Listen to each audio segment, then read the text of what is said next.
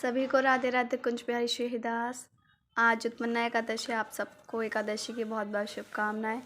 देखिए हमारे कन्हैया कितने सुंदर लग रहे हैं और ये हमारे छोटे छोटे कितने अच्छे लग रहे हैं।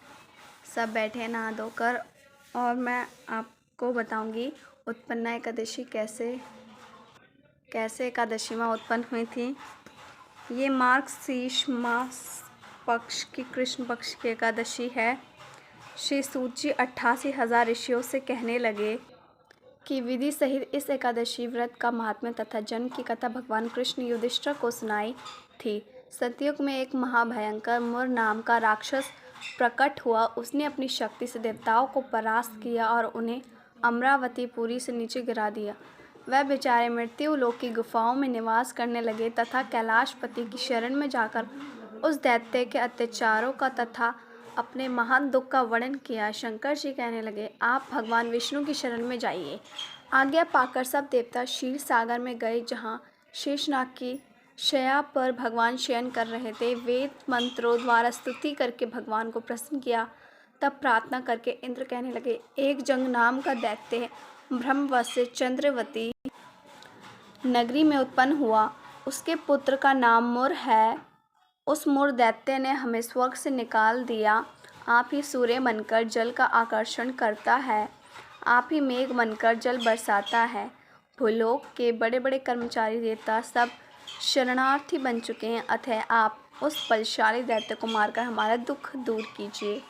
भगवान बोले, हे देवताओं, मैं तुम्हारे शत्रु का शीघ्र संहार करूँगा। आप निश्चिंत होकर चंद्रवती नगरी पर चढ़ाई करो, मैं तुम्हारी सहायता करने को पीछे से आऊँगा। आज्ञा मानकर देवताओं लोग वहाँ से चले गए, जहाँ युद्ध भूमि में मुर दैत्य गरज रहा था। युद्ध प्रारंभ हुआ, परंतु मुर के सामने देवता घड़ी भर न ठहर सके। भगवान विष्णु भी आ पहुँचे। सुदर्शन चक्र को आज्ञा दी, शत्रुओं को संहार करो। चक्रों ने चारों ओर सफाई कर दी। एक मुर दैत्य का सिर ना काट सका और ना गदा उसकी गर्दन तोड़ सकी। तब भगवान ने सारंग धनुष हाथ में लिया। बाणों द्वारा युद्ध प्रारंभ हुआ, परंतु शत्रु को मार ना सके।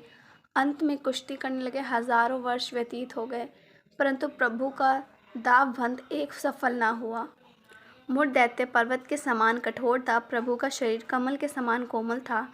वह थक गए, मन में विश्राम की इच्छा उत्पन्न हुई। शत्रु को पीठ दिखाकर भाग चले। आपकी विश्राम भूमि बद्रिकाश्रम थी। वहाँ एक गुफा 12 योजन की थी, हेमवती उसका नाम था। उसमें जाकर सो गए। मुर दैत्य भी पीछे पीछे चला आया, सोते हुए शत्रु को मारने के लिए तैयार हो गया। उस समय एक सुंदर कन्या प्रभु के शरीर से उत्पन्न हुई, जिसके हाथ में दिव्य अस्त्र थे। उसने मुर के अस्त्रों शस्त्रों को टुकड़े टुकड़े कर दिए, रथ भी तोड़ दिए। फिर भी उस शूरवीर ने पीठ ना दिखाई। कुश्ती करने को कन्या के समीप आया। कन्या ने धक्का मारकर गिरा दिया और कहा, हे मल्ल, युद्ध का फल है। जब उठा तो उसका सिर काट कर कहा कि यह हठ योग का फल है।